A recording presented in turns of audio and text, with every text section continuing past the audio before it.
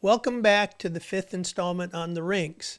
In my last video, I showed you the worksheet that gave you all 15 rings. If you take 5 strengths, divide them into the 4 zones, that leaves 15 possibilities.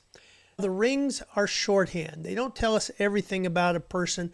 I like to say they get us into the neighborhood. The 5 strengths get us into the front door of the house. The paragraph takes us into the house of a person. Our purpose is to take this Socratic, curious way of facilitating people looking at the chart and coming up with their own insights on what's common, what's similar, and what does that mean. And the first question I ask is, what stands out? Of course, what stands out is right at the top. That's the number of servant leaders. And then we go down to Nathan the Energizer, and then the next page where we've only got 1. So that's a great way to start. We've got a bunch of servant leaders, then we've got 1 in these 3 different categories. So going back to the first page, the reason servant leader so often is the most common is that the 3 zones of acting, relating, and thinking have the most strengths in them. Secondly are the connectors. They have all 4 zones. One question to ask is to have the group read the servant leader and the connector descriptions. And because they make up a high percentage of the team, it's an indicator, it's a marker. So reading those descriptions and having your team describe what is the nature or what's the dominant energy on this team is a great start. And then, of course, you flip it and ask, how might this team get drained?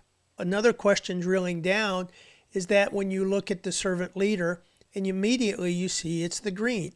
So if this is a roll up your sleeves, collegial, relational team, a lot of their energy is around thinking and planning. Now, what else stands out to you?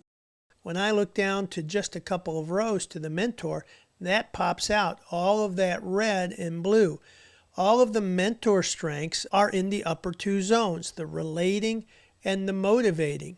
That means that these individuals are activated with interactions either individually or in groups. And what really stands out is the predominance of the motivating or red zone. Again, it's a question. What does that mean? And you can go to the people and ask, what's a good day for you? What drains you? And then compare that with the servant leader. What's a good day for you and what drains you? And notice the servant leader doesn't have any red. So this is another area that people can pick out on what's it like when somebody is in that high energy social side of the equation. And you've got a lot of thinkers here or people who are think doers, which is on the bottom.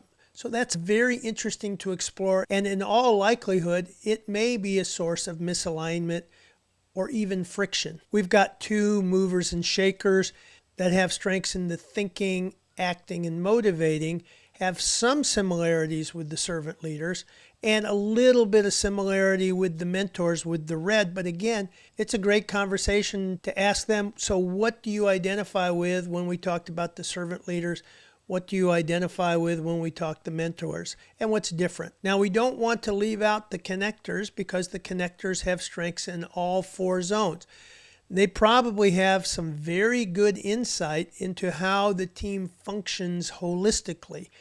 Think of the connectors as those old school auto mechanics that could listen to an engine and hear which cylinders are misfiring.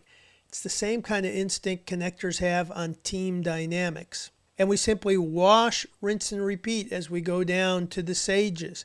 There's a lot of green and blue, so we look for similarities, we look for differences, and we have those individuals report out. So what do you identify with? What's different? What engages you? And what drains you? The ring sheet gives you several weeks of conversations. Again, our goal is not to do a deep dive. So make those consistent investments over time, simple questions that anybody can answer. And as the manager, you'll start seeing patterns. You'll become more familiar with the different rings. And based on what you know about the individuals, you can ask your curious questions to bring more out, because the goal again is to help people articulate, process, and clarify who they are at their best, how they get in their way, to understand and appreciate the differences of others, and then build the bridges. And that's what this is all about.